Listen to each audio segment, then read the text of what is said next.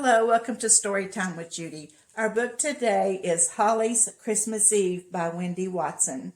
Well, holly is a Christmas ornament, and on Christmas Eve, the ornaments all start talking to each other, and then suddenly the big bad vacuum cleaner comes out. Let's find out what happens and what happens to Holly. It was Christmas Eve and getting dark. In the living room, electric candles glowed softly at the windows. A fir tree stood tall in a corner covered with sparkling decorations of all shapes and colors. Murmuring voices filled the air. The ornaments were talking.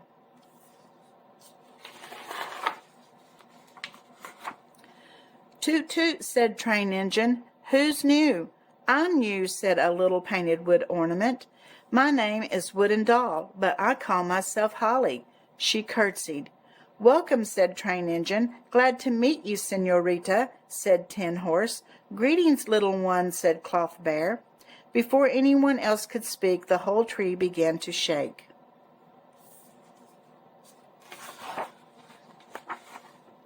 "It's Bad Cat," said Train Engine. "Bad Cat?" asked Holly. She heard scratchings and scramblings and shatterings of glass. Pop, pop, pop. Bad Cat was knocking ornaments to the floor as he scrambled up the tree. "Now he's coming after me," said Holly. Bad Cat swatted her, up and down, this way and that, until crick, crick, crack. Holly's left arm broke off and tumbled down through the branches. "Oh, no, no," cried Cloth Bear. A door opened and footsteps hurried in. "Bad Cat," a voice shouted. "Look what you've done." Bad Cat leapt off the tree and darted away. A roaring monster rushed into the room. "It's Vacuum Cleaner," said Train Engine as Holly stared. Vacuum Cleaner gobbled up shattered glass, ornament holders, fir needles, and her arm. The Vacuum Cleaner went away and the roaring stopped. Holly burst into tears. "My poor arm," she cried. "I'll help you find it," said Tin Horse. "So will I," said Cloth Bear. Cheer up," whistled Train Engine. "Almost time to celebrate." "Not yet," cried Holly. She brushed the tears from her eyes. Then she and Cloth Bear and Tin Horse bumped and slid all the way down to the bottom of the tree and stepped onto the floor.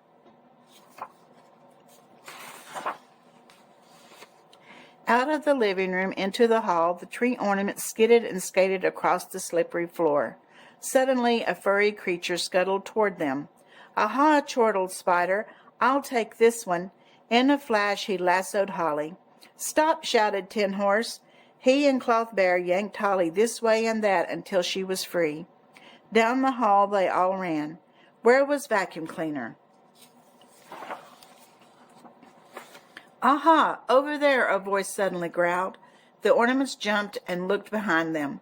"Vacuum Cleaner," Holly curtsied. "We're looking for my arm." "Ah," growled Vacuum Cleaner. His cord quivered and swayed.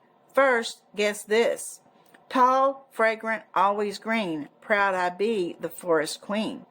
"It's Fir Tree," said Holly. "But where's my arm now?" "Ha ha," growled Vacuum Cleaner. "Guess again." "Big round belly, small round feet, a lion's roar, loves to eat." "That's you, Vacuum Cleaner," said Cloth Bear. "You have the arm." "Not any more," snarled Vacuum Cleaner. "Guess this one. What none desire, yet all acquire." "Trash," said Tin Horse. "Is it trash?" "Ha ha ha," roared Vacuum Cleaner. "Trash. Go look in the trash can if you can get away." Vacuum Cleaner lunged toward them, but they dashed out of his reach. Racing around a corner, the three ornaments ran straight into Trash Can. Huffing and puffing, they struggled right to the top, where they found Vacuum Cleaner's old bag. "I'm too scared to go in there," said Cloth Bear. "So am I," said Tin Horse. "I'm not," said Holly, and she climbed headfirst into the bag. Holly dug through crumbs and sugars and flowers. She picked through needles and lost buttons and pins. She waded through bits of glass ornaments and fir needles and sequins. Then Holly saw something. I think, yes, it's my arm," she cried. She crawled back to the bag's opening, clutching her broken arm.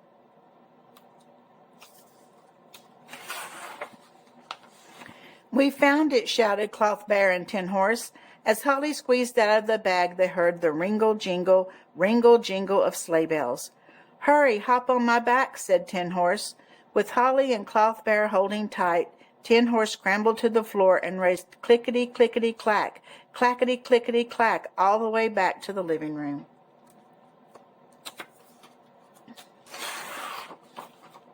There's Bad Cat, said Holly.